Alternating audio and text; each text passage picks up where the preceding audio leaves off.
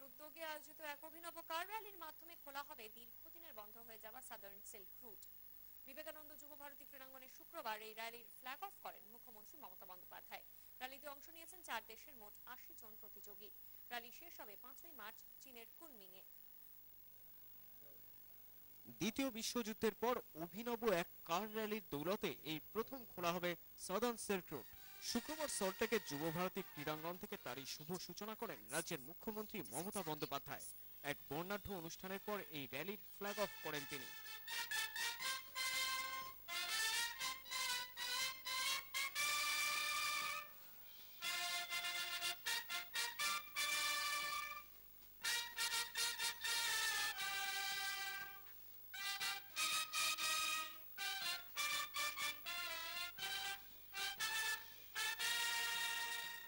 মুখ্যমন্ত্রীর আশা, এই র্যালি বিশ্বের অর্থনীতিতে নতুন দিশা দেখাবে।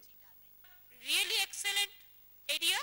Our brothers and sisters from northeastern, they are always neglected.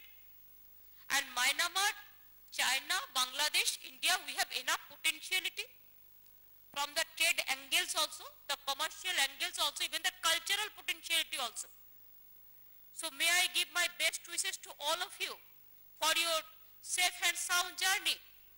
And at the same time, you will be our ambassador to bring the peace throughout all the countries, especially for the world, this South Asia. মঞ্চে ছিলেন রাজ্যের ক্রীড়ামন্ত্রী Madan Mitra.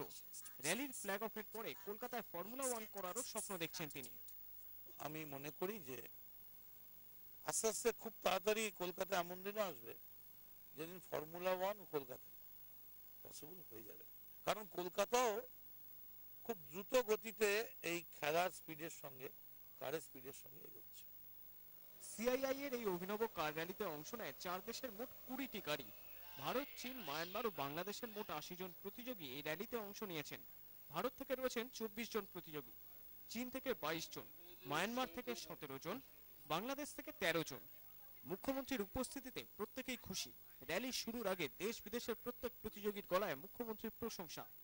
Gives me great pleasure and honor that the Chief Minister of West Bengal are attending the flag-off ceremony of this event, and we can also see that the government of West Bengal is attaching really great importance to this event, and I really appreciate that. बड़ा महत्वपूर्ण है, मुख्यमंत्री अगर इसको flag of कर रही हैं तो इसका मतलब है कि इस तरह की रैली को भारतवर्ष और वेस्ट बंगाल दोनों बहुत अहमियत दे रहे हैं, बहुत इसको महत्वपूर्ण मान रहे हैं और ये महत्वपूर्ण है।